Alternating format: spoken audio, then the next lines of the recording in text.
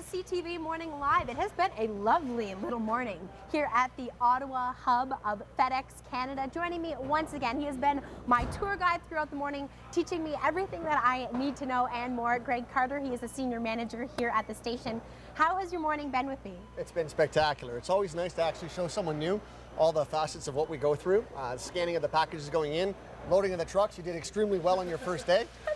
So if you want a job, you know, tomorrow we can actually have you for the peak rush. We could utilize the extra help, I'm sure. Just throw me right into the fire, eh? Oh no, it'll be great. Spectacular every morning. Come on down. I love that you've come around and you're wearing the Christmas hat as well. Well, I'm a festive person. On Christmas Eve, you're going to see a lot more of the employees that are out there. For us, the biggest thing, obviously, is Christmas. We're the ones on Christmas Eve will be shipping a lot of the packages through. Right. For customers that do the last minute shopping. So, you know, a lot of people are shipping now. The big thing for us on Christmas Eve, the last day for shipping is 21st. The 24th will be basically helping Santa do a lot of those deliveries. Okay, for those who have really left everything until the last moment. Absolutely. Now, okay, before we get to how the trucks are packed, we have to point out something that I learned this morning. When you look at the FedEx sign, do you see the arrow? Everyone at home, do you see the arrow? I have to admit that I didn't see it when I first started this morning, but, and this is all you will ever notice moving forward, look. There's an arrow between the E and the X. A lot of people at home are probably like, yeah, I know, but I think that's really interesting that I learned that today.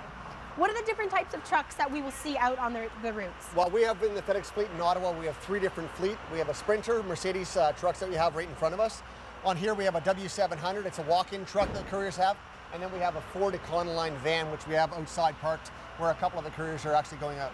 The bulk of them are larger vehicles. The walk-ins like this, where you can actually walk off the back of the truck and then climb inside.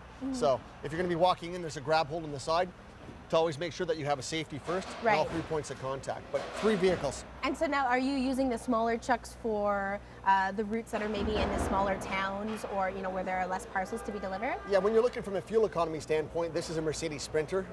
They're a lot more fuel economical for the smaller towns, smaller packages that'll go into those areas. Yeah. We have them down in like the Montreal market as well, in the smaller areas of the towns that have a smaller type packaging. It depends on the routes that they're having. You could have some routes that'll have a lot of big boxes, a lot of big clients. We can't obviously have a Mercedes Sprinter because it'll only have a capacity of a certain amount of freight that will fit into it. So you said that there is a bit of a procedure when it comes to packing it. Yes. You're going to basically sector load your truck to basically go in the order of how you're actually going to do your delivery. So from the front to the back of it, you'll have your first stop on the front left-hand side of the truck. Yeah.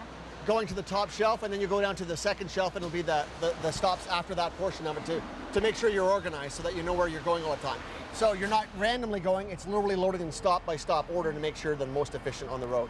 So Greg, you've been working for FedEx for 21 years, you said, right? Yes. What is the weirdest thing that you have ever seen shipped? I mean, we've seen mufflers come down the line today, and a lot of things are wrapped, so you can't see, but does anything pop, like does anything come to mind?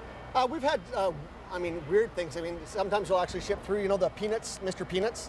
They had actually the uniforms that came down in their packaging, literally just the package. So there was no wrapping. It was a tag that had Mr. Peanut, and it was the suit that they actually wear on television, right? So you have that person that's wearing that portion of it. That was the strangest one that I've seen. Yeah. But there's all kinds of weird products that people ship. Like we've shipped horses, pandas, all kinds of dogs. We did a canine stint just recently from Newfoundland.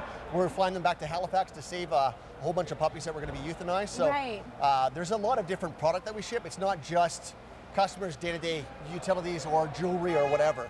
It's everything. So pretty much anything that you could want to send, FedEx will be able to do it for you. Absolutely. And today, being the busiest day of the entire year, you're dealing with something of 19 million packages worldwide. That is correct. And you've not only got planes to cover that, you've got people on the ground. There's a lot of moving parts. I didn't realize that so much went into it. Oh, it's absolutely. It's if you're looking at mass organization, this would be the example of that. We have over 110 vehicles that'll be going out on road today, and the weather obviously is bringing us a little bit more festivities to it. So we had the snow and the freezing rain, which brings a little bit of the flavor of the Christmas spirit to it. So it's been a real pleasure with you this morning. Thank you so much to you and your whole crew for putting up with me.